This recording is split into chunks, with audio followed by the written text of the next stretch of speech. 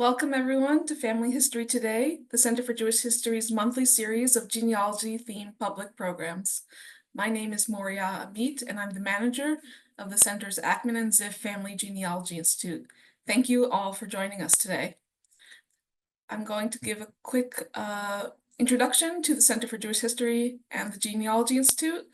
After that, I will make a few announcements and then introduce our guest speaker today, Emily Garber. So, the Center for Jewish History provides a collaborative home for 5 in-house partner organizations that together form the largest archive on the modern Jewish experience outside of Israel. In addition, the center houses the Genealogy Institute, where we assist people of all ages, ethnicities, and levels of experience in researching their family history. We encourage you to visit our Genealogy Institute Monday through Thursday, 9:30 a.m. to 4:30 p.m., no appointment needed. At the Institute, you'll enjoy free access to genealogy databases and reference books with our librarians, including myself, and experienced volunteers on hand to provide guidance and to direct you to relevant resources in our archive and library collections. If you're unable to visit us in person, you may email us at gi@cjh.org to ask for advice on your research questions or to schedule a free 45-minute Zoom consultation. And finally, to stay informed about our upcoming programs, sign up to receive the center's weekly e-newsletter by going to our homepage, cjh.org, and entering your name and email address in the pop-up box. Okay, so I will now go through a few announcements. First, please send us your questions and comments anytime during this program by using the Q&A box on the bottom of your screen. Please note, however, that our guest speaker will only answer your questions after her presentation in the dedicated Q&A portion of this program. If you'd like to view the captions for this program, click on the closed caption or CC button on the bottom of your screen and then click Show Subtitles. This program will be recorded. I will repeat that again, this program will be recorded. Because we correct the captions for each program recording, it typically takes us 2 to 4 weeks to post the video online. Once it's online, you'll receive an email with the link to watch it. And lastly, our guest speaker has generously provided a handout, which you'll all receive by email tomorrow. Okay, so today I'm very pleased to introduce Emily Garber, a Jewish family historian who blogs about her own research as well as the wider world of Jewish genealogy at extrayad.blogspot.com. Full disclosure, Emily and I worked together when we both served on the board of the International Association of Jewish Genealogical Societies, or IAJGS for short. She is now the secretary of the IAJGS, while also chairing the Phoenix Jewish Genealogy Group and serving on the board of the Arizona Jewish Historical Society. Whew, a mouthful. Emily is a frequent speaker at the annual conferences of the IAGGS and National Genealogical Society, and has written articles for Avotenu and NGS Magazine. So with that, Emily, I am pleased to have you get started, and thank you so much for agreeing to join us today. Thank you, Moria. It's indeed a pleasure to be invited to speak for an audience of the Center for Jewish History. So thank you very much. And I will try to get my screen shared here. Let's see if we, okay, we're going to share, and then I am going to start this. So are you seeing my slide or my speaker view? Speaker Moria? view. We're seeing the speaker view? Yeah. Okay, now you're seeing the slide. Yeah, it's good. Fantastic. Okay, that's the way I want it. Well, thank you for joining me for It's Hard to Say Goodbye, Challenges Faced by Eastern European Immigrants. Well, we know that for some reason this has not come up. Something is wrong with my slide. That's interesting. But anyway, there actually is, if you saw the full slide, you would see a line on there going along for the United States. We know there were early Sephardic Jewish settlers in the American colonies, and that by the mid-19th century, German Jews, most of whom were Ashkenazic, immigrated. The Jewish population grew steadily, and if you could see, for some reason, it's not showing on this screen, if you'd actually see the line, it would be fairly steadily growing, but at a very low rate from about the 1790s through about 1880, and then it starts really skyrocketing. And between 1880 and 1918 or 1914, there were about 2.3 million Jews, mostly from Eastern Europe, at that point immigrating to the United States. By about 1914, there were over 3 million Jewish residents in the United States. My emphasis today will be on the period after 1880 to the start of World War I, about 1914. Now, when we research family history, we work backwards chronologically from what we know to what we're trying to determine. If we're studying immigration, we might look at naturalization records and passenger manifests. Perhaps we'll study the ships on which our ancestors traveled. And of course, our goal is to locate our relatives in their communities of origin and learn about those places. But my interest today is in the black lines on the screen. What was the context of our ancestors' lives during the emigration process? For this presentation, I'm interested in what had to occur between the time people decided to leave their homes and the time they arrived at their ports of departure in Europe. Essentially, we'd be looking at the yellow line on the screen. Between 1900 and 1925, about 2 million, or 20% of the world's Jewish population, emigrated. For perspective, the next highest level of emigration was Italians. About 11.3% of their population emigrated. To be sure, that's a greater number of people, but a smaller percentage of the total. And so you can imagine how it was in those home areas. Compared to other immigrant groups, Jews exhibited a higher proportion of women and children in their immigration groups. They often traveled as family groups, or women and children followed soon after their husbands and fathers emigrated. In other immigrant groups, a higher percentage of young men might leave by themselves to seek their fortune in the new country. Their goal might not have been to settle permanently there, but to return to their home countries with enough money to live comfortably for the rest of their lives. Between the 1880s and about 1914 was a time of great movement in Eastern Europe. Huge numbers of Jews and non-Jews moved within or completely left the Russian Empire, the Russian Pale of Settlement and the Austrian Empire. Many areas of Eastern Europe were overcrowded and, depending upon where one lived, economically challenged. Nations were industrializing, and with the emancipation of the serfs, which occurred in 1848 in Austria and 1861 in Russia, many people were moving away from rural areas to enter factory work in larger communities. That created a proletariat. In Russia, many non-Jews moved east into Mother Russia. Many of them were encouraged to settle in sparsely populated areas such as Siberia.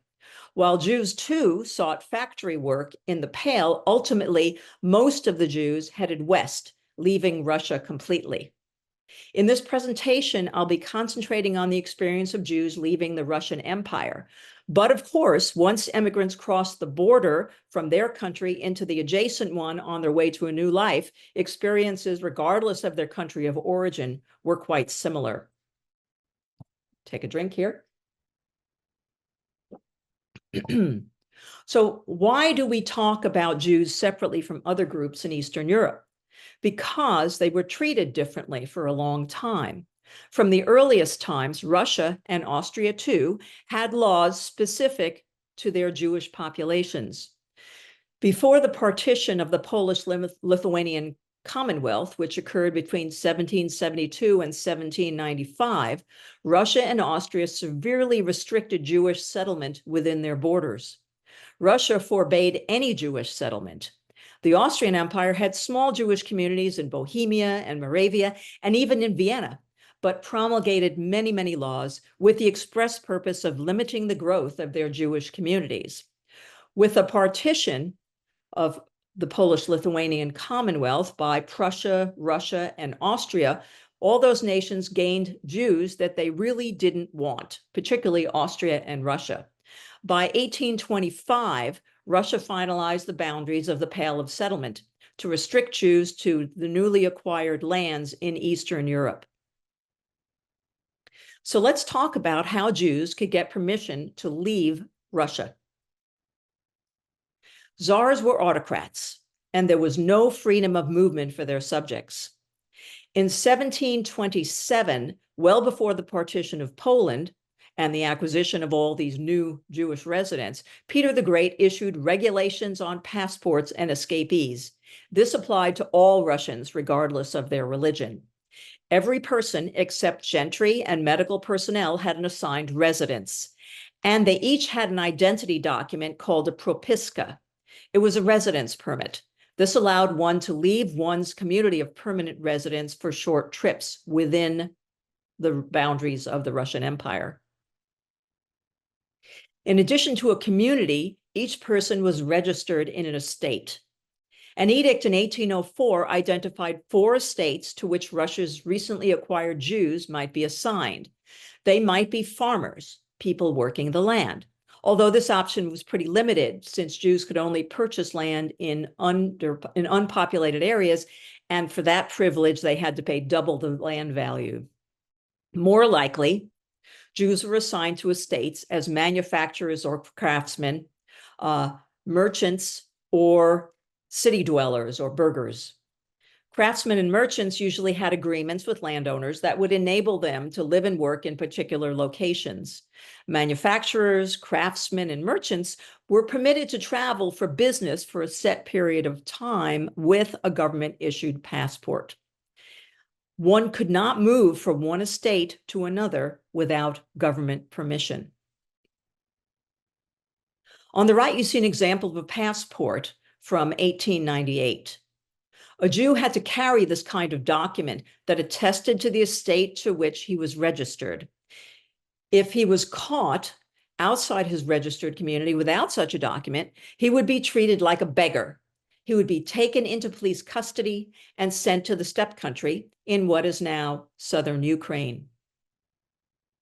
If one wanted to relocate from one village to another or one town to another, there were several steps to the process. First, a Jew had to show that he had satisfied the obligations specific in the agreement, or specified rather, in the agreement that he had with the landowner. Then he needed to provide the local court with a certificate from the Jewish community structure, the Kahal, certifying that he had met his obligations to the Kahal. At that point, a local court could issue a passport agreeing that he had the right to relocate. But this was dependent upon acquiring a new landowner or community agreement in the place to which he intended to move, to reside. The requirements were onerous enough that Jews often moved without permission and were frequently not registered where they actually lived. In 1835, Russia issued a new edict specific to the Jews. It said that Jews could only leave the Pale when transporting timber and could only go so far as the adjacent province. Within the Pale, travel required a plakat, a one-page internal passport. A 10 to 20-page passport was needed to travel within Russia, but outside the Pale of Settlement. Jews doing so had to abide by a dress code. This required them to wear secular clothing. If a person, Jewish or not, left Russia totally without permission, they would lose their citizenship. Used or expired passports were to be returned to the government. So if you have one from your ancestor today in your home, they had kept it illegally. This is a photo of one that belonged to my cousin's grandfather, Isaac Matoran. Let's see here. So he was, I'll just kind of go through what's on here. He was from the town of Alexandria. You can see that in the little stamp on there. And the passport was issued for not more than 1 year. He was from the Volhynia Gubernia, the Rovno district, and we said earlier, the town of Alexandria. He was a city dweller, and his name was Itzhak Shmuel Yosefovich, and his last name was Matorin. This document released him to live in cities and villages where the Jews were allowed to live, because they weren't allowed to live everywhere, but within the Russian Empire from the below mentioned date, which was the 24th of October, 1905. He was Jewish, he was 27 years old and a tailor, and he was married with no dependents. He had served in the military and was released from that on the 30th of August, 1902 to serve in the reserves, and he was in the lower rank of the reserve. And finally, there was no signature. He was identified as illiterate. He was of average height and had black hair. So that's all that was on this particular document. If a man wanted a passport to go abroad, he had to be over 18 years old and have completed required military service or have an exemption. He had to show that he was an upstanding citizen, that is, he had no outstanding criminal charges against him, and he had to show that he had no unpaid debts or tax liabilities. Foreign passports had limitations.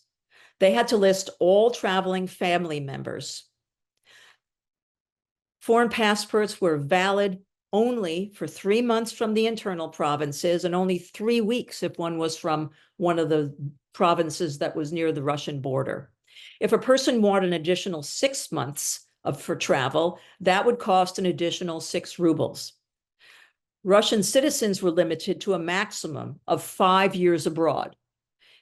The passport had to be presented when they left the country and when they returned before that 5 years was up.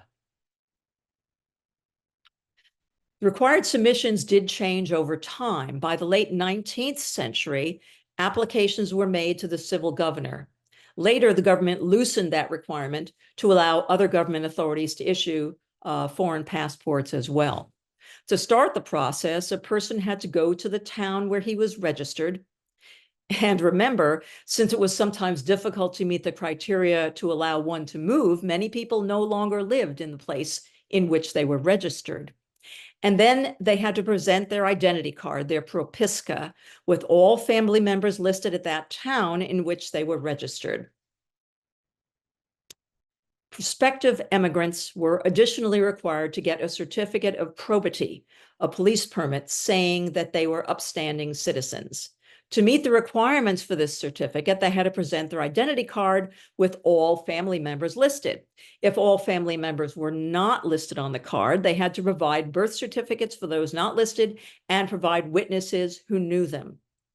In addition to the certificate of probity, males 18 to 21 had to get certification that they had reported at the Army recruitment office. At that time in Russia, men did not get drafted until age 21, but the government did not want younger men to leave the country and then be unreachable when they turned 21. In 1900, so now we'll talk about the fees here. What did this all cost? It was quite steep. In 1900, passports were about a third of the price of passage to the United States, about 25 rubles. There were additional fees and a passport tax. For example, 50 kopecks for paper. A ruble equaled 100 kopecks, so a half a ruble for paper. It was 10 rubles for each 6-month period that one expected to be abroad. And it typically took about 6 months to finish the entire process and get all the stamps and all the approvals from all the different officials involved. And you could see there were quite a few officials involved. Now, we all know that many wives were left behind when their husbands emigrated. Russian laws did not allow women to apply for passports without their husband's permission. One such case is documented in the Russian consular records that are currently held by the U.S. National Archives in Philadelphia. The immigrant, Avram Lykin, was in Philadelphia, and his wife, Doba Braina, and their children were left behind in Mogilev gubernia in the Russian Empire. Avram provided a notarized letter that you see on the left, written to the town council in Monostrishina, giving consent for his wife and children to receive residence permits and a foreign passport. And you can see I've translated that document on the right there. Interestingly, he said that his residence in Philadelphia was temporary. He was clearly aware that he and his family could not receive permission to leave Russia on a permanent basis. His notarized letter was dated the 19th of January, 1914. And here is the passenger manifest I located for Doba Braina Lyken and her children arriving in Philadelphia to join Avram about 6 months later. As we mentioned, the process for getting the paperwork took about 6 months. He applied in January and they traveled in June, so 5 or 6 months.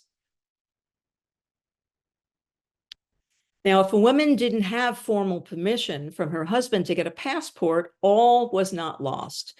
She could go to the police station in the town and declare that she'd been abandoned and that her husband's whereabouts were completely unknown.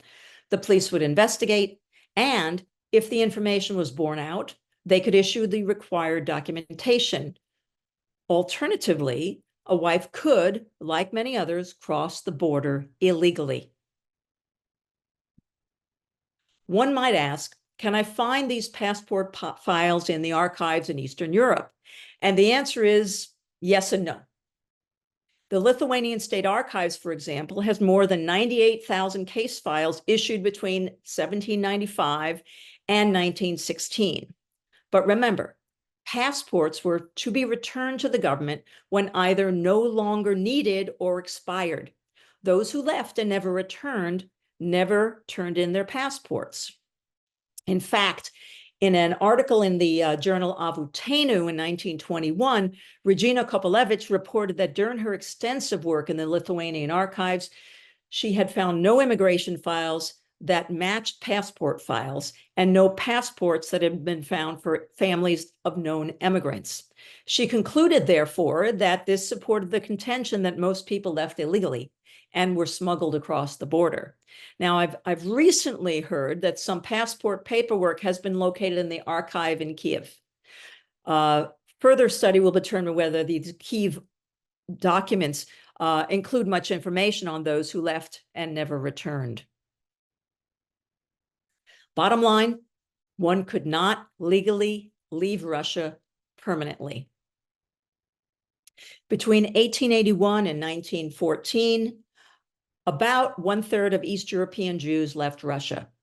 The estimate was that 85 to 90% of Jewish immigrants left illegally in the sense that they did not get foreign passports.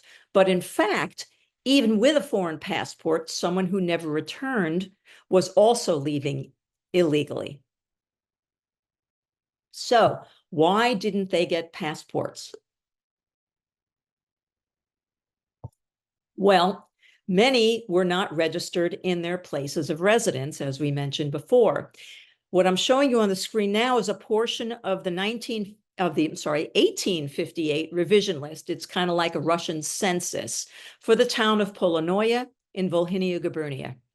This is an entry for Leibish Itzko, son of Yevel Ira Uchenik, and his son Mordko. They had been 48 years old and 22 respectively at the time of the previous revision that was done in 1850. Now, I'd followed this Uchenik family back through several revision lists, and they didn't happen at regular intervals, unlike our census. There was one in 1834 and another one in 1816 in Polonoye. And they were in this community, or their families were. But this 1858 revision list ended the trail. The comment section says, absent since 1855, whereabouts unknown. They clearly had moved, and no one who knew where they had gone said where they had gone. This actually was not unusual. So why didn't Jews get passports? Well, if one's children were not registered in their community, birth certificates might be hard to provide for all family members. Getting them was costly. Families were responsible to cover families' debts. For example, if a male had emigrated and did not report for military duty when required to, The remaining family members were on the hook for his 300 ruble fine. For many people, this kind of obstacle was just completely insurmountable. We'll talk a little bit about ports of embarkation. I have read that typically those from Austria or southern portions of the Pale would head west to Vienna and then on to Central and Western European ports. Those from the northern portions of the Pale might head to Berlin, one of those orange dots there, and then continue on to the port of their choice. The most popular passenger port within the Russian Empire was Libau, today called Liepāja in Latvia. Often people would sail from Libau or Hamburg or Bremen on steamers that would take an indirect route across the Atlantic.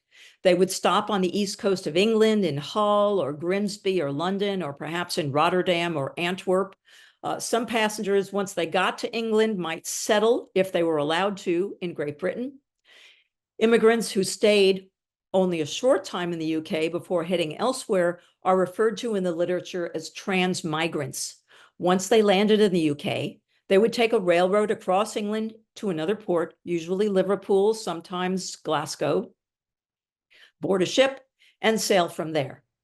Transatlantic voyages might also set sail directly from any of the ports, including Hamburg, Bremen, Libau, and head directly across the ocean without stops in England or Scotland. Libau was opened as a port for immigrants from about 1891 through 1914. At that time, it was the only port that could be accessed by people who lived in the Russian Empire without crossing a national boundary. In choosing whether to depart from Libau or one of the other ports, immigrants considered that sailing from Libau was a bit pricier than other ports in Europe. But if an immigrant wanted to avoid a strict medical examination, leaving from Libau eliminated that feature when one crossed into Germany. Now, I've mentioned tendencies for selecting ports and routes of departure based upon where one was starting from, or in terms of cost or medical exams. But I was curious about choices of ports for a location near the center of the Pale. We talked about in northern part of the Pale, they might have gone to Berlin, southern part to Vienna. What if they were in the middle? So I looked at the the community of Laboon in Zaslav, and that's Volhynia Gubernia, and plotted the ports from which immigrants departed year by year. Between 1900 and 1914, most immigrants from Laboon left from Northern Europe, specifically Hamburg, Rotterdam, Antwerp, Libau, and Bremen. Liverpool was also well represented, perhaps because immigrants traveled to England via those same northern ports. After World War I, however, and the German defeat, the German ports were lightly used. Antwerp seems to have been the beneficiary. And a new port of embarkation, Danzig, or what we call Gdansk, came into play. Now, I'm not saying that this pattern for this town was typical of the entire Pale of settlement, just that situations and choices changed through time for a variety of reasons. So you can't always predict it, where a particular immigrant might have traveled through. How did immigrants get tickets for their ocean voyage? Well, certainly tickets could be purchased at the port of embarkation, although at border crossings, immigrants were often expected to have their ticket packages in order. So this option was not really widely used. But this was big business, and the shipping companies sent their agents to communities throughout Europe to sell tickets. The Dillingham Report, which was a U.S. congressional report published in 1911, noted that the two leading shipping companies at that time had between 5,000 and 6,000 ticket agents in Galicia alone. That's a province, a heavily Jewish province in the Austrian Empire. If more than one ship was involved, such as for a trip from Hamburg to Grimsby and then to Liverpool and then New York, ticket packages included all the ship voyages and the trade travel that was involved to get from one place to another. Now, there were charitable organizations that helped prospective immigrants acquire tickets. We'll talk about those a little bit later. And then we know that many immigrants already established in their new country gradually saved money via immigrant banks to purchase tickets for family members and then make sure that they had those to travel themselves. After about September 1906, we see information on U.S. port passenger manifests regarding who purchased a passenger's ticket. These usually only provide the relationship between the purchaser and the passenger, but we can get names of both the purchasers and the passengers from immigrant savings bank ledgers. Fortunately, records for 4 Philadelphia immigrant banks are available. Ledger books have been digitized and may be seen via the Temple University Library website. The handout that you'll get tomorrow from Moria includes that information, the URL for that information. These ledgers have been indexed on Family Search and are also on Jewish Gen. Unfortunately, we're not aware of any extant records for other similar Jewish immigrant banks in other cities. Just the only one we have them for is Philadelphia. But if your people came through Philadelphia, you are in luck. So how do people get from their residences to the ports? We need to talk about railroads. In most cases, to get from a community to a port involved either walking, depending on how close you were, or taking a cart to the nearest train station, and then taking a train or trains to the border or to the port if you were leaving from Libau. And this picture down here at the bottom that I show you, I took in 2013 when I was visiting the community of Labun, we now called Yurovshina, in Ukraine. So they still use these same kinds of carts. Now, in the 1860s, Austria had a well-developed train system. Russia's system was a little later in development, but by the 1870s, they'd increased coverage. By 1880, there was a rail link between Poltava in Ukraine to the port of Libau. In 1871, we saw the first rail crossing between Russia and Austria. The challenge was that Russia and Austria used different railroad gauges, so the trains themselves could not actually cross the border. The trains would stop at the border, passengers would disembark, cross the border, and then get on a different train on the other side. This is my grandfather, Jack, or Yankel Garber's passenger manifest. He left from Libau in August 1912. He reported residing in Lubin, which was the Yiddish name of the community of Labun, Volhynia Gubernia in the Russian Empire. Now, I have no stories in the family about how he traveled from Labun to Libau. But I thought I could at least develop an idea of how he might have gotten there. I found this terrific railway map that is online at a very high resolution, and that link is also in the handout. Now, I plotted Labun's location on the map, that's the little red oval, and I plotted the endpoint of the overland journey to Libau, and you can see that also there. And then here's a close-up of it so you can see that this map is really incredible. You can really zoom in and get a good feeling for all the different stops along the railway to your destination. I located the nearest train station to Labun, and that was the town of Polonnoye, which I've shown here with the arrow. It was about 10 miles northwest along a rail line run by the Südwest Eisenbahn Railway. And then comparing this map to some train schedules that I'll show you shortly, I was able to determine that Rovno, the community of Rovno, a larger community, seemed to be the hub 2 points north on this rail line. I then followed the line from Polonnoye, which I've circled there, to Rovno with the arrow, which was the likely node based on schedules and maps, along the line there, and to Libau. I determined that the next stop was probably in what I've circled in yellow, Vilna, now known as Vilnius. And then I followed the line from Vilna to Libau. Now, in the handout, you'll also find links to railroad maps for Austria and Germany. Not as good as this one, but pretty good. Now, I don't know for sure if this was the route my grandfather took in 1912, but I believe it was likely the shortest and most efficient route that he could have taken based upon correlating railroad hubs and schedules.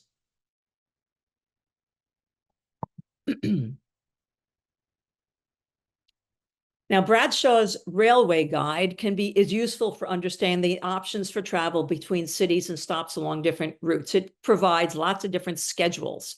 In the handout, there's a URL for a Wikipedia page that lists versions of this guide that were issued quite frequently, but there are a number of versions that have been digitized and are online. For example, there was a Bradshaw Railway Guide for 1888 available for free on the Internet Archive. There is also an amazing facsimile edition, hardcover in over 1,100 pages, pictured at right, of the 1913 guide. The last time I checked, the hardcover edition was available on Amazon for about $40. To get the full feel, I suggest you order the hardcover, not the Kindle edition. It has large fold-out maps, copies of ads from the period, all the schedules from England, France, Germany, Austria, Russia, Turkey, Romania, etc. So you can really get a feeling for it. And I'm sorry, I just noticed that I wrote down it was $31.95 on Amazon. That's how much it was when I purchased it, but now I checked this morning, it's about $40 for this wonderful little book. And by the way, Moria did mention the IAJGS conference that I'm part of IAJGS. There's a conference starting August 18th in Philadelphia this year. I will be delivering a talk about this book on August 19th on Monday at that conference, and also other tools to help you discover possible routes through Europe over the other land. Just to give you, this is what a schedule looks like inside the book. Now, Rovno to Vilna is on the side there, and I'm going to flip it around. So if my grandfather had traveled from Vilna, from Rovno in 1913. Remember, he left in 1912, so this should be pretty close. That's what I suggest you do. Find the version of the book that's closest to when your people left. He could have left Rovno at 1:48. At 1:48 or 4:58 p.m., or he could have taken a train north at 12:42 a.m. Now, depending upon which train he took, his trip might have been 11 hours or 16 hours or 17 hours long. Now, we don't know, but it could have been, it was a long ride just to get to Vilna. He still then had to get elsewhere. So on the lower right, you have the schedule from between Vilna and Libau from page 317 of the 1913 Bradshaw's Guide. So one can compare arrival times with possible times of departure to see about how long a layover my grandfather might have had in Vilna if he continued on his journey immediately. The trip from Vilna to Libau was between 9.5 to 11 hours in duration, depending upon when he departed. So what was the experience? We're going back a little bit. What was the experience for emigrants crossing the border from Russia into Germany, or anybody crossing the border, any Jewish person or any person crossing the border from their country, Austria or Russia, into Germany? The first question was, are your papers in order? If the answer was no, then prospective immigrants were stopped short of the border. They stopped and hired an agent to get forged papers or to smuggle them across the border. Depending upon how much advance notice that the forger or smuggler might have had, it might take an agent or a smuggler several days to make the arrangements. Now, again, if the question is, are your papers in order? And the answer was yes, then they would ride the train to the border, present their papers, hope they would be accepted. And if accepted, the immigrants could cross into Germany, go through disinfection procedures and inspections. This process, too, could take several days to a week. Let's talk a little bit about the history of the German inspection stations. And I'll show you where they were as well in a few slides. In 1882, the United States changed some laws and started to send immigrants who were either sick or in poor health or didn't meet other criteria back to Europe at the expense of the shipping companies. 10 years later, in 1892, there was a cholera epidemic in Hamburg. And the Germans, and this is not surprising considering what we've seen recently in our own country, the Germans blamed the cholera epidemic on Eastern European immigrants. So in 1893, the following year, they started setting up inspection or control stations at their borders. They were encouraged to do so and funded by the German shipping companies who wanted to sail with healthy passengers who would not have to be transported back across the ocean at shipping company expense. The inspection stations ensured that potential immigrants got medical examinations before entering Germany. And then the companies had the opportunity to pressure immigrants to sail with German shipping lines, even if they already had tickets for another line. The immigrants had their personal effect themselves and their personal effects disinfected. They were subjected to medical examinations for trachoma and favus, which were eye diseases that the USA immigration authorities were particularly worried about. And in 1905, those disinfection aspect was eliminated. But even so, this all might take several days to a week before they were authorized to get on a train and continue on their journey. But the big thing was the pressure to sail with these companies. By 1910, there were 14 inspection control stations, 9 on the Russian border, 4 at the Austrian border, and 1 just outside of Berlin.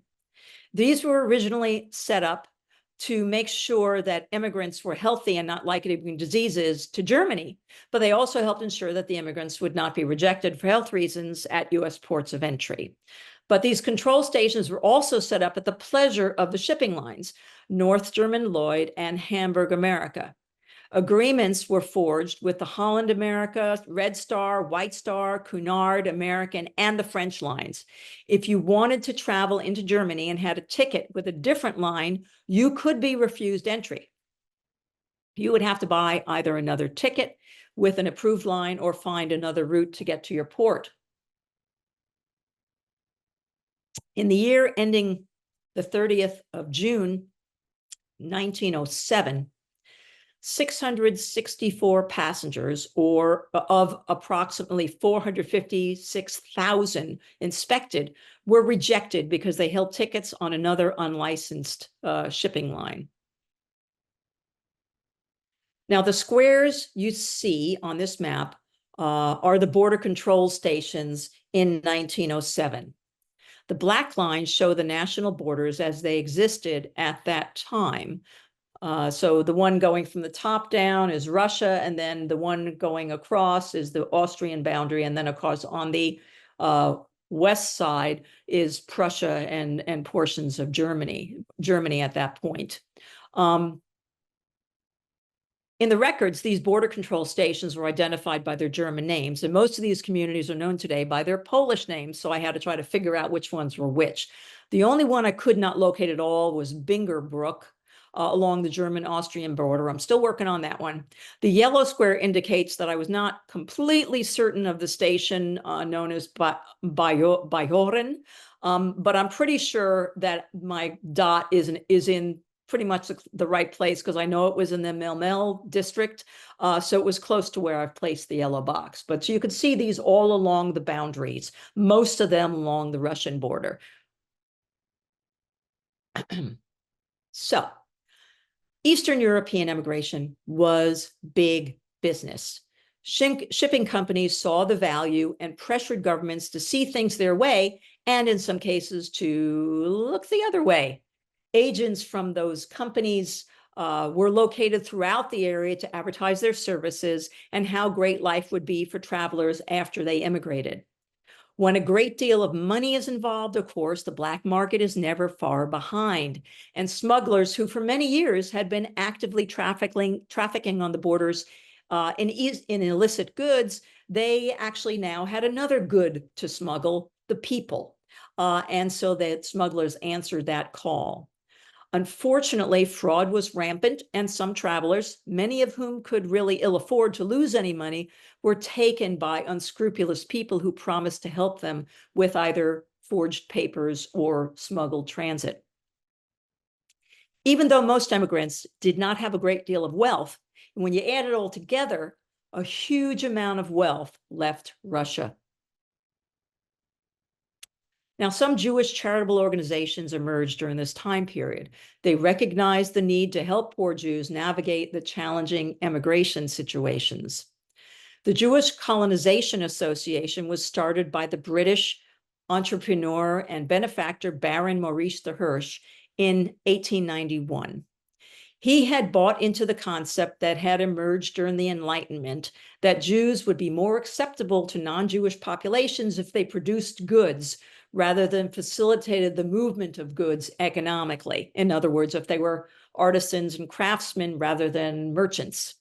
He was a big proponent of establishing Jewish agricultural colonies, and he and the organizations he founded did so throughout the world, in Eastern Europe and in places such as the United States, Canada, and Argentina. The JCA helped Jews get their paperwork in order, and they published informational booklets in Yiddish, and I'll show you one of those in a moment. By 1913, there were 507 regional and local JCA bureaus throughout the Pale of Settlement, so they were prolific. Of course, in Russia, a supremely restrictive society, the JCA could not operate without the permission of the Tsarist government. Russia was concerned that the JCA would help what they saw as the best Jews and leave the most impoverished behind. So they required that JCA arrange to send away some poor Jewish families too, even if Russia had to help subsidize the effort. Part of the agreement between the JCA and the Russian government was that the JCA could arrange for free exit permits if the recipients agreed to leave Russia forever. Those immigrants also got exemptions from the military. And if the JCA didn't perform, that is, if those immigrants returned to Russia, Russia could then close JCA's offices. So JCA was motivated to not only vet the immigrants that they might sponsor, but also do what they could to make sure that the immigrant journey was successful. They didn't want them to come back to Russia either. Even with this, the process to leave Russia legally was so difficult that most Jews preferred to take their chances and leave without permission. One of the things I always tend to think about when people are ready and willing, when people are ready and willing to chance the unknown is, what did these people know beforehand and when did they know it? In the case of Eastern European immigrants, the JCA published a well-read 80-page booklet, Allgemeine Jedesvaardivas, or in translation, the general information for those who want to stay in foreign countries. This booklet has been digitized by the National Library of Israel and is online. Here, for the 1906 version of the publication, I'll show you the table of contents translated from Yiddish. Most of it is quite informative. Some of it is a little patronizing. Basically, they talked about how to get a passport, what to pack, the best seasons to travel to different countries, how and where to get tickets, and they warn about unscrupulous agents, which was probably a good thing to do. They even provided tables showing the cost of train tickets in Russia, Austria, and Germany. So there's a lot of information you can get from this. Understanding this is for a 1906 publication, you may be able to find other ones online. So far, I have not. Now, many of us, including me, have little or no information about what our relatives experienced on their journey to their new lives. Some of us are more lucky than others. Now, I highly suggest finding and reading journals and recollections of different immigrants' journeys. One of my favorites, because it's based on diaries and letters written at the time of travel rather than recollections, like 40 years later, is The Promised Land by Mary Anton. It was written in 1912 and is available online. Anton's father received support from a charity to allow him to leave Polotsk, which is now in Belarus, and travel to Boston in 1891. Now, it took several years before he was able to raise enough money to send for the rest of the family. Then when they knew they could leave, the family sold pretty much everything they had in their little village to afford the trip. And interestingly, they thought they had all their correct paperwork. So they actually had gone through the process, but they had stopped. They were stopped at the border anyway. And I don't know if their papers had been forged or what the deal was, but her mother had to be really resourceful at the last minute. She found a local who could sneak them across the border at night. And I'm sure this was not an unusual occurrence, even for those who thought they had paperwork. And what did travel from Eastern Europe to the United States cost? Now, there's an author named Gore Alroy. He wrote an article in 2007, and one of the things he did was estimate that what travelers in 1908, regardless of whether they left legally or illegally, spent. He said they spent about $82 to $107 each. I used an online calculator to translate that amount to $23 and pounds, and you could see that it was a substantial amount. So today, you know, $2,700 or so to make the trip. That's actually more than it cost me last year to go to Great Britain. But, you know, really, there are some things about the immigration situation back then, when you think about it, just don't add up. There were over 2 million Jews who left Eastern Europe. More than 80% of Russian immigrants left illegally. So did Russia try to stop them? And did they even care? Well, many of us have heard this quote allegedly said by a statesman who was an advisor to 3 czars regarding the planned future of Russian Jews. 1/3 would die out, 1/3 would emigrate, and 1/3 would assimilate to local population without a trace. Now, whether he said that is actually open to debate. Bottom line, though, this never became the official Russian policy. Now, I'm very taken with the research of a researcher named Anastasia Strakhova, who recently completed her PhD at Emory University in 2022. She has completed fellowships at Duke and Harvard and will soon be moving to the University of Illinois, Urbana-Champaign. She studied archival records, including Russian police records, JCA records, and Jewish newspapers. And she argues that while the Russian government officially banned emigration, they, in practice, supported Jewish resettlement. To me, this assessment is supported by information in Volume 4 of the Dillingham Report, a congressional study of European immigration published in 1911.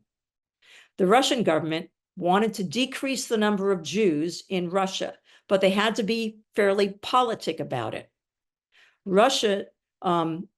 The Russians were eager to maintain good relationship with adjacent countries, and they didn't want to be seen as expelling Jews or foisting what they saw as their internal problems on others. In addition, they did not want non-Jews to leave Russia. They needed them for labor. With the Industrial Revolution, they needed them for labor in the factories that were emerging. So they wanted them to stay. They didn't care if the Jews left. Much of this harkens back to an international incident that arose in Brody, Austria in 1881 and 1882. After the pogroms that occurred in the Southern Pale in about 1882, the Austrian government tried to return about after the pogroms, many Jews crossed over into Austria, into Brody. And the Austrian government in 1882 tried to return about 13,000 Russian Jews who were stranded there because they didn't have the means to continue their journey elsewhere. Russia replied that they wouldn't take them back unless they could prove that they were Russian subjects. And of course, as we've heard, most of these people did not have the necessary papers and could not prove that. So it was a mess. Now, regarding the unstated encouragement of Jewish immigration and discouragement of non-Jewish immigration, the government seemed to have mixed feelings about the robust illegal immigration industry that they no doubt knew was going on. Dr. Strachova noted that the government was wary of smugglers supporting illegal immigration because they helped not only Jews, but also Polish people, German people, Ukrainians, and Russian peasants to emigrate. Her research documented the government treatment of a secret Jewish immigration company that was discovered in Rovno in 1901. The government in 1901 accused the company of encouraging the local population to emigrate, but the court did not find any criminal offense. In 1902, the same company was found to have helped Jewish conscripts, Russian colonists, and criminals to cross the border. At that point, they received a warning from the courts. Starting in 1904, the Rovno company was forbidden to reside in southwestern Gubernias for 3 years, but the ruling was overturned and they continued their work. What finally did them in? Well, in 1907, the people from the company were arrested again, this time for helping Russian peasants. That was a much more serious offense, and the government could not abide that transgression, and the Rovno company was put finally out of business. So we're left with this conundrum. The Russian state was never really opposed to Jewish emigration, but they never issued clear laws under which Jews could leave forever. So how should we characterize Jewish emigration between 1880 and 1914? It was difficult in terms of cost, time, aggravation to leave Russia legally. It was not possible to do so permanently. Most people found that the only way to get out was to work with illegal agents who could facilitate the process with forged papers and/or surreptitious border crossings. Whether the process was achieved legally or illegally, there was a great deal of money to be made in out-migration from Russia. Countries involved tended to look the other way. Jewish charitable organizations sprung up to try to help, but they also had their own agendas that may not have aligned with the immigrants who needed help. Bottom line, Russia was not sad to see most Jews leave, but they did not make it easy. And I want to thank you, and I am more than happy to entertain questions. And let me stop my sharing so we can do that. Thank you. Thank you so much, Emily. That was amazing, and I know that it cleared up a lot of unknowns for me, and I'm sure it did for everyone out there too. This definitely is a topic that is not well known, even by people who have been in the Jewish genealogy world for a while. So I do have a few questions from the audience, Okay. and I'm sure more will be coming in. Okay, so I'll start with the first person, Mark Wallace. Let's see, you covered exactly what documents the Pale Shtetl immigrants needed to leave Russia. The next question is, on ships from Germany or England to the US, so I guess if immigrants had legal documents or illegal documents, either way, were those ever translated into English for You mean their for use at English speaking ports, or? yes, exactly. Well, these documents, have to remember, we didn't have up until 1924, I believe, or 1922 or 1924 in the United States, we didn't have a whole lot of rules. We didn't require, there were no, didn't require passports, and neither did England. These passports were to get out of Russia, not to get into England or into the United States. So they didn't need to see them. Got it. They just needed to make sure that whoever was listed on the passenger manifest that the ships needed to turn in to the United States authorities, for example, were indeed the people who were listed on there, and that they met the criteria at that time. Got it. Okay. So one person asked, and I guess I'm thinking this question is more theoretical than practical. Um, if Jews didn't return to Russia, what could the Russian government have possibly done? Well, Doesn't nothing seem like they really. I did. It mean, doesn't seem yeah, like they really did anything to, no, and I yeah, don't think they wanted to really, yeah, but they didn't do anything to change the rules at right. that time. We're talking about rules, that I mentioned earlier, we're talking about between 1880 or, early 1890s and 1914, because after that, we're talking about World War I. And so pretty much 1914 through 1918, there's not much shipping going on at all. It didn't start up again until after the Russian Revolution, which was, of course, then a completely different country than Tsarist Russia. So I'm really focusing on that era. Um, yeah. Did I answer that question? I don't know. What was the Yeah. question? And actually, another part of that question is, and I'm kind of curious, I'm not sure if you quite addressed it. If Russia was basically um implicit, or at least not actively working against um Jewish people leaving the Russian Empire, why why did they technically like in their laws make it so difficult for them to leave? Well, I think, they were, if they said to one group, you can leave, then the other groups might say, well, why can't I leave too? And that Mm, was their real fear. They really didn't want any of those other people to leave. They felt the Jews were kind of a pain and they didn't want them. They didn't value them, which was probably foolish in many ways, but that's how they felt at that. There were a number of people in the government who felt at that time. So, it is a question, certainly. They could have changed their laws, but they didn't. And why not is definitely a question for further research. And maybe people like Anastasia Strakhova will find that out when they go into the archives and see it. But at the time that she was doing her dissertation, she didn't see any evidence that they were really trying to change their laws. And the best explanation is they were trying to keep everybody else in. got it. Yeah, that makes sense. All right. So we have literally two people back to back who asked about uh, Jewish people immigrating through the via the eastern route. In particular, one of them mentions going from Ukraine to Siberia and then to Harbin, China, um, and then sailing to Seattle. Mhm. Yeah, What's and the question? oh, how would she have traveled to Harbin, Well, and yeah, I mean, and that and do you certainly have was a route do you that have an people took. idea The why she, Trans-Siberian Railway was a thing, and you right? could travel across the Russia.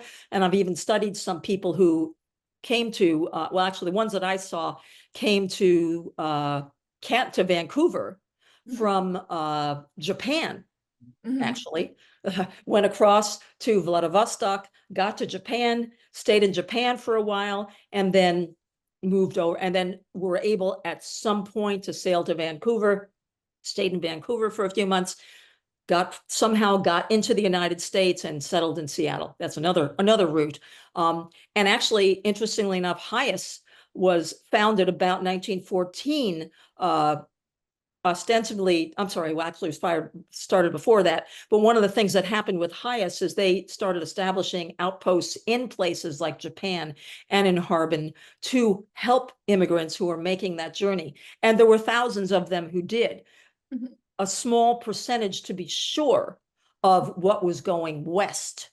Got it. So I haven't dealt with That's that a whole lot in this talk, but right. there definitely were people doing that, and they were somehow able to get across. Now, I don't know what the process was. Maybe they had an internal passport that allowed them to go anywhere in the Russian Empire, like kind of like the one that we saw for Isaac Matoran. That one didn't limit him to the Pale of Settlement. It said any place where Jews could settle. And by that time, There were some places probably where Jews who had done military service were allowed to settle in Mother Russia. That was usually the way that they were able to settle there. If they had retired from military service, they were allowed that perk. So that's possible. But my research so far, I have not looked into that, but that is a great question. Stephen Handelman asks, most Eastern European Jews spoke Yiddish, but not other languages. Well, to some extent.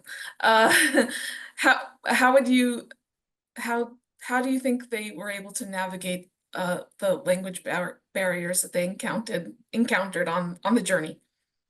I don't think that that idea is correct. They certainly spoke lots of different languages. Certainly Yiddish. A lot of times, they were Jewish people were very much integral to various communities, and so many of them spoke Yiddish. Some spoke Ukrainian, Russian. And so I think it's wrong to think that they didn't. They did. But yeah, so, and some of them, certainly in Austria, most people spoke German because they went, by that time, Jews in Austria were going to German schools and were required to learn German. As a matter of fact, um, my maternal grandparents, my grandfather was from Russia and my grandmother was from Austria, a mixed marriage of Galicia and Litvaks. But my grandmother, her German was much better than her Yiddish. She pretty much spoke German at home. So yeah, I wouldn't buy that. I think a lot of them did speak these languages. Now they, might not have spoken all of them, but there were enough people traveling, with 2.3 million people or 2.2 million people on the move. I guarantee you that if a one person didn't speak that language, they could find somebody who would help them. Yeah. And the other thing is that and I didn't really talk because of time, I couldn't really talk about the ports of embarkation. But many of the ports, they knew who their clientele were going to be. And they started developing facilities, even kosher food, places to stay, people who could converse with all these different people. So they had the people to speak the language. And even at Ellis Island, there were more than 40 different languages spoken by the clerical staff at Ellis Island. And they knew what ships were coming in and where people were from on those ships, so they could be ready with the language skills that they needed to speak to the people who were being processed.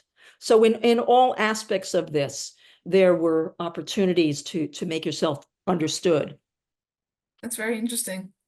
Yeah, seems like they developed a little bit of a cottage industry of people Well, yeah, who I could mean, do all the over. translation, who could do translating between the immigrants and uh Mhm.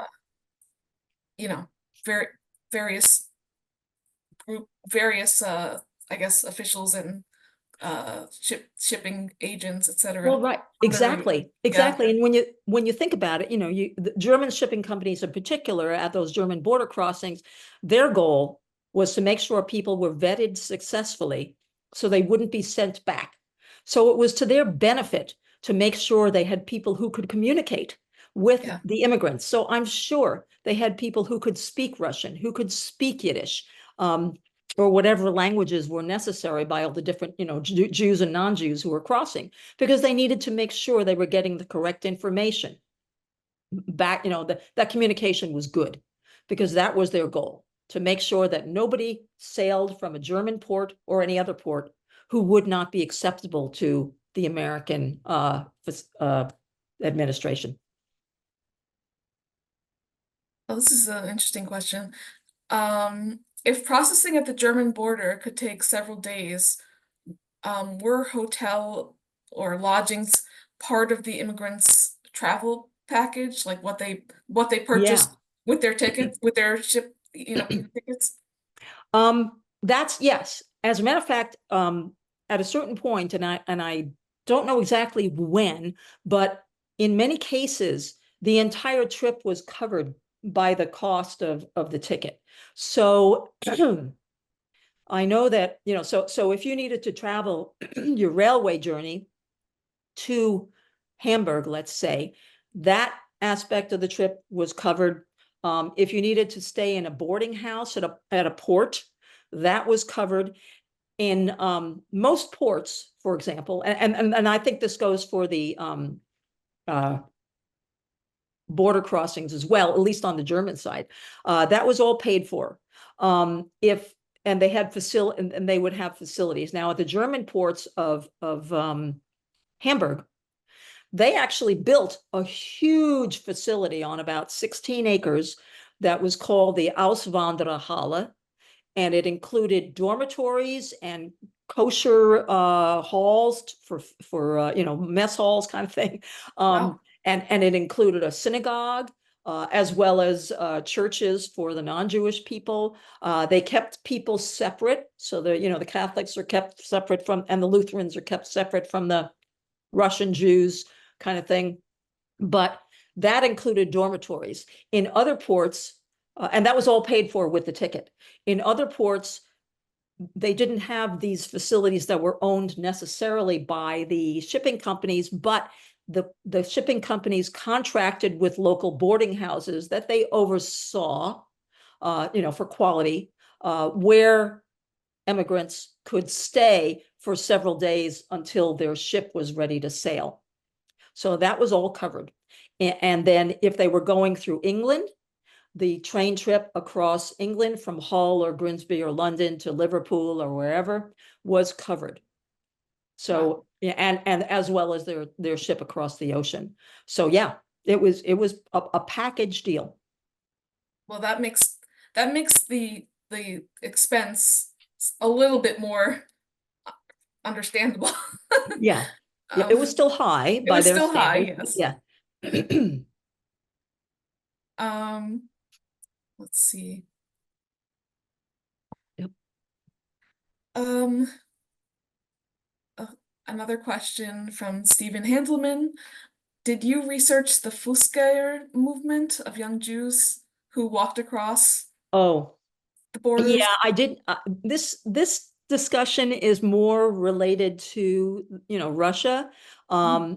So I didn't include the Fußgängers that who walked. But it's not by the time, and I'll tell you one of the reasons why I did this, and it's something that I'm researching more about the Austrian emigration now, and maybe in the future this talk will change a little bit, or I'll have a second talk because this already has a lot of stuff in it. But by the time Jews started to be on the move, they were already emancipated in the Austrian Empire, so they were allowed to move around. That wasn't true in Russia at this time. They were still limited in they had to have, they had to have government permission before they could move, before they could leave, before they could travel. In Austria, with emancipation, that was no longer true. So I can't say that the Fußgängers had as difficult a problem as Russian Jews didn't do that. And I would imagine if they got a group of people, essentially marching across the landscape like the Fußgängers did, they might have been stopped because it would have been too much of an affront to the government. Leave if you want to, but let's not make it too obvious. Yeah. So Yeah, it's kind of hard to smuggle out hundreds of people at a time, right? right, right. Um, this is a question that well, a lot of people of course are interested in what happens when they got to the American ports. So one of the related questions is what form of ID did one need to prove to to prove sorry, what form of ID did someone need to use to prove who they were on the manifest? Or did that not? They didn't have to. They were given a number that they were told to wear that matched the number that was on the passenger manifest. So when they showed up at the desk in front of the clerk who was checking their manifest, they, and they just needed to meet the information that they had provided, or whoever bought basically the information that was on the manifest was provided when the ticket was purchased, whether that was purchased by the immigrant themselves or by their relative in the United States or Canada or wherever they were going. As long as they matched that information, they were good. And yeah. Can you clarify when the US started requiring entry visas? That was like 1922, I believe. Mhm. And by 1924, of course, that was the 1922 was the beginning of the end of Ellis Island, because Ellis Island was essentially the gatekeeper for letting people in. And once we required visas, those were given out in the European countries themselves in the consulates. And so they didn't need Ellis Island anymore to vet the Mhm. immigrants. That was done before they even got on a ship. So that's why the law changed in 1922, and by 1924, they closed Ellis Island to immigrants. They didn't Yeah, need to do that anymore. right. Mhm.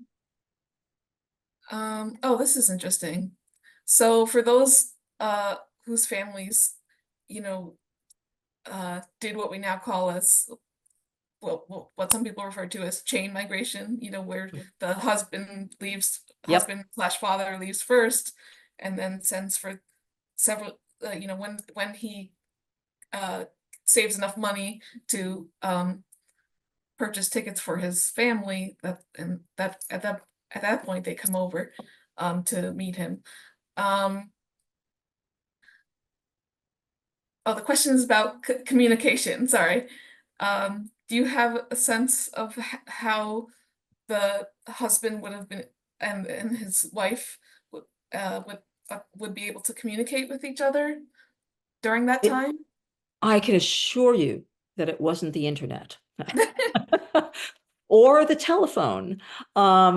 So early on, people wrote letters. I have about 30 letters that were sent by my great-grandfather's brother to his son, who immigrated in 1910. And it would take several weeks for the letters to get through, and sometimes the letters didn't get through, both ways. All the ones I have are the ones he received, that Morris, who moved here, Right, received. I don't have the ones he sent back, right. unfortunately. That would be Unfortunately. terrific if I did. Um, but I yeah, I mean, know. people sent letters and it was hard. I mean, it took a long time. Every once in a while, even in the letters, you hear, oh, so and so saw, so and so got a letter from their son who saw Morris in New York City, and they're relaying that, so they would relay messages even from their friends through letters, Mhm. to the parents, kind of thing. Any Yeah. way they could communicate that way. But yeah, it was the mail system.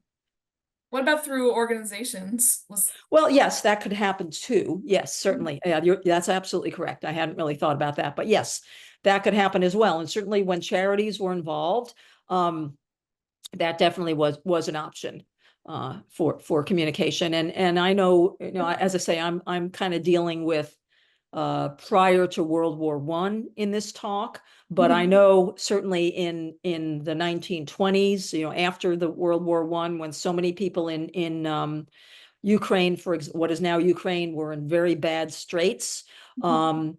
The JDC wound up helping a lot of people, and they wound up collecting information that was collected, not necessarily, it was collected by people who were immigrating.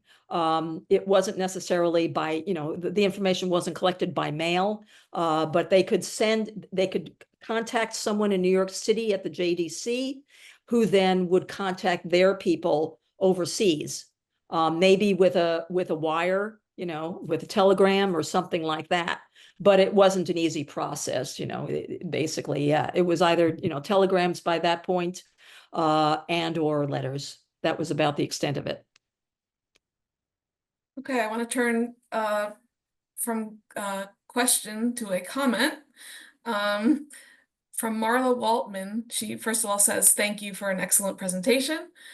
I'm not sure if you're familiar, but she wants to let you know that the JGS of Toronto has digitized and indexed a ledger called the Rotenberg Ledger Oh, cool. that provides passenger information for people, many of Jewish origin from Central and Eastern Europe, traveling to Toronto between 1911 and 1915. Excellent. I'll be in touch Um, with Marla. I know how to get to her. okay, okay. Well, she did include a link which I can copy. Uh, oh, let me see. I'll copy it into the chat in case it doesn't come through otherwise. Great. Be fascinated to see that. Thank you so much, Marla. Let's see. There's time for a few more questions. Okay. Thank you, everyone, for submitting such um, interesting questions. Let's see.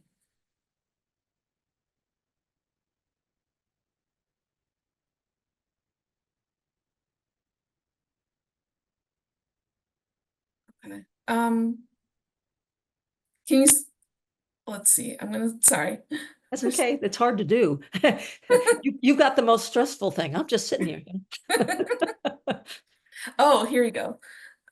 Could you say more about the people who were offered free exit permits if they would leave Russia forever?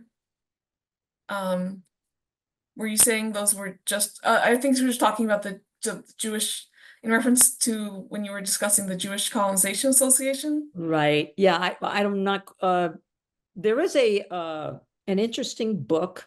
Um and I think it's in the handout. It's by Mhm, Gore Alroy. It's like Clothes to Wear and Bread to Eat or something like that, where mhm. he actually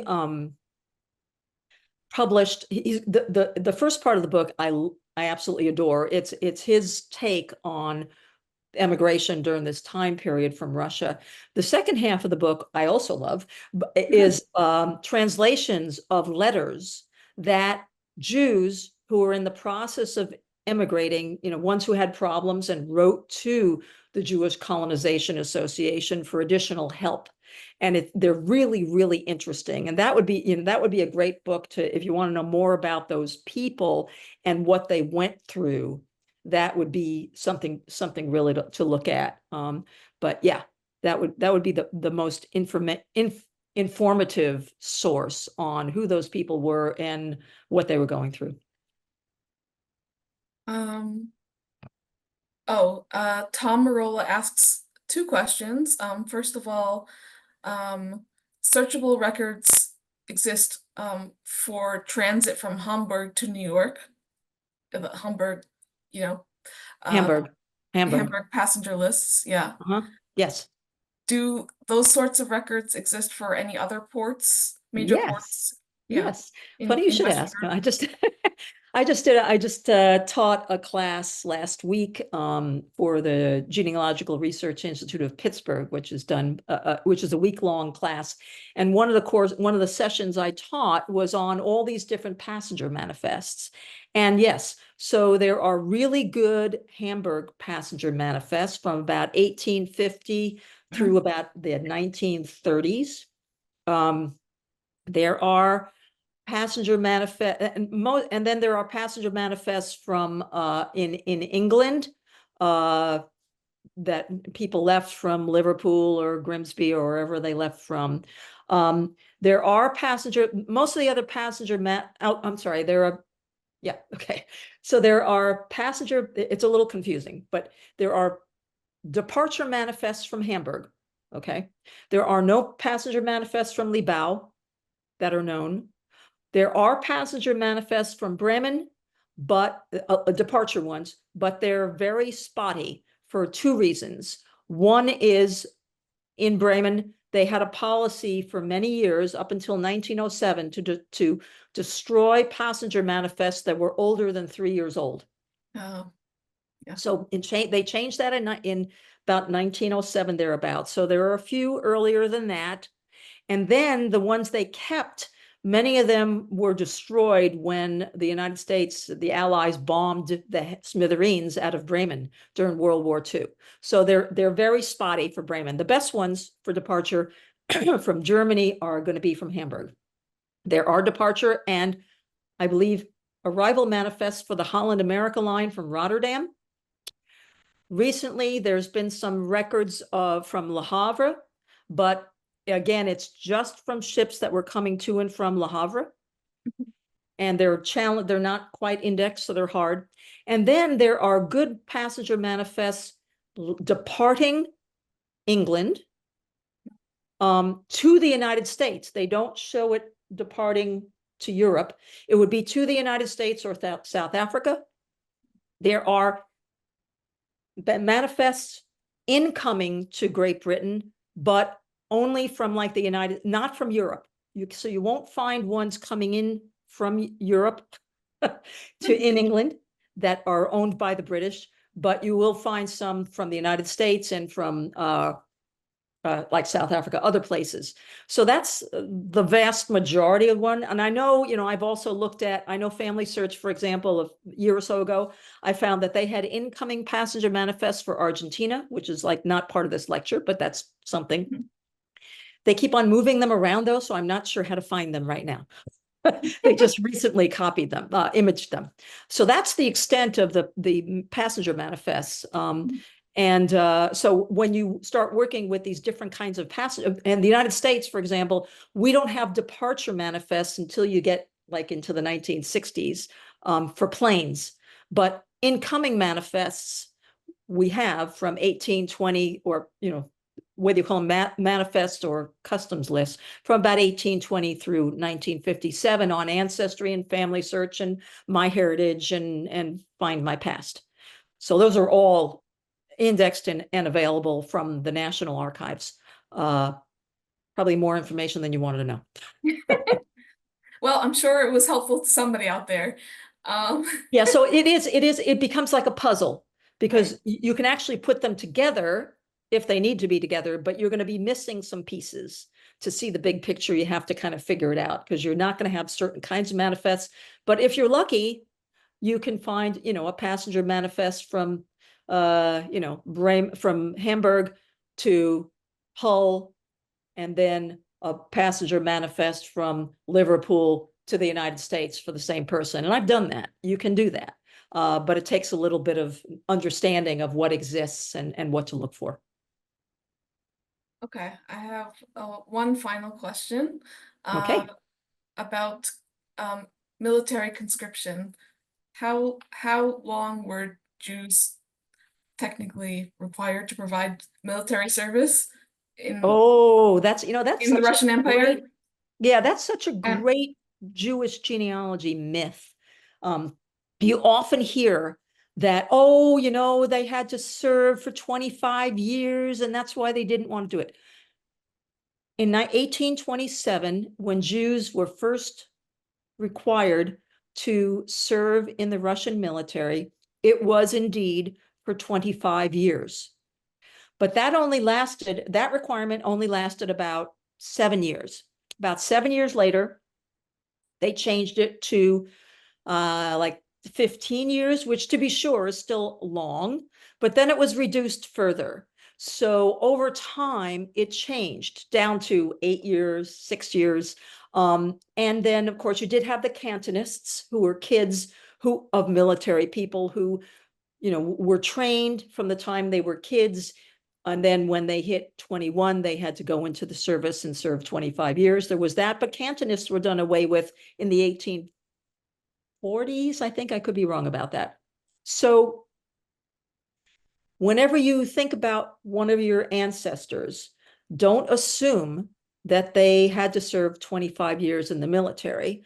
I would look at what the laws were at different times and figure out, because the laws changed. What was the law at the time of, when they had to leave? And when I often tell people, the other thing to look at is what wars, if you heard from your family that people were leaving to get out of the draft, let's say, I would look at what wars was Russia involved in at that time? Was there a conflict going on that they didn't want to go to? And there, you can probably figure that out and help you understand, why, or if that really was the reason why they left. Got it. But Thank understand, if somebody left and then they were going to turn 21 and they weren't there and they got called up, their family was on the hook for 300 rubles, Oh, yeah. all the people left behind. Hmm. So, you got to think about this. That was a lot of money. Hmm. For sure. All right. Well, thank you so much, Emily. This was incredible, and thank you all for staying with us till the end. One more thing before we leave, Emily, would you please tell everyone how they can get in touch with you, or is that information already on the handout? I believe it's on the handout, but I can still tell you. Mhm. I prefer that you contact me via my business email, which is extra yad, EXTRAYAD, all one word, at gmail.com. And that would be the easiest way. Or I don't remember what's on the handout. One or the other will work. Okay, that's awesome. Thanks again, and have a very good night Thank or you. It's been a evening. pleasure. Bye. Bye.